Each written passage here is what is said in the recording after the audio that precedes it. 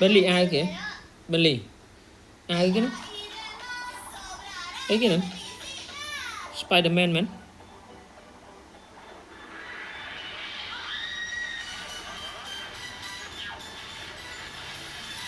Spiderman man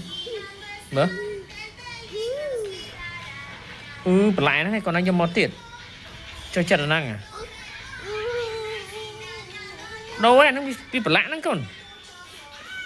sao mới này tục sẵn á giờ tục nó đánh tục sẵn á tục cái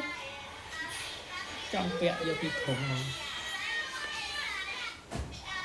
người đừng ắt mà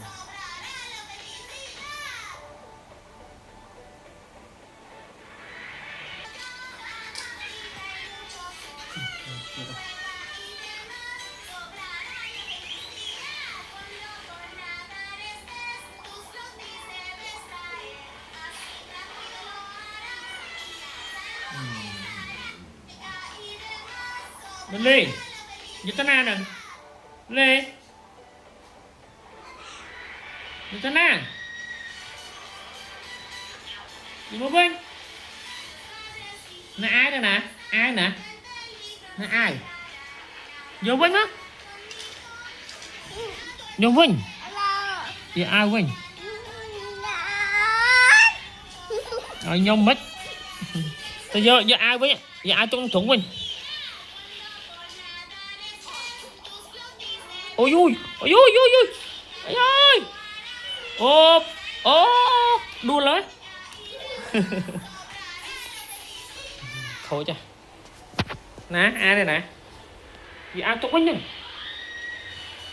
ai đây nè ai nè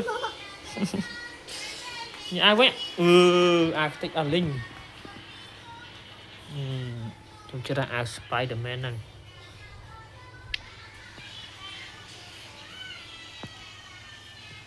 đây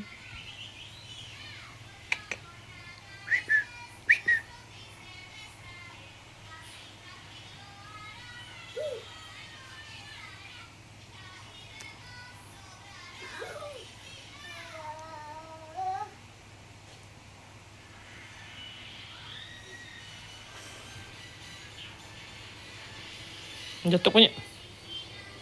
tục nông thủng tục á good boy ta mời nó Vinh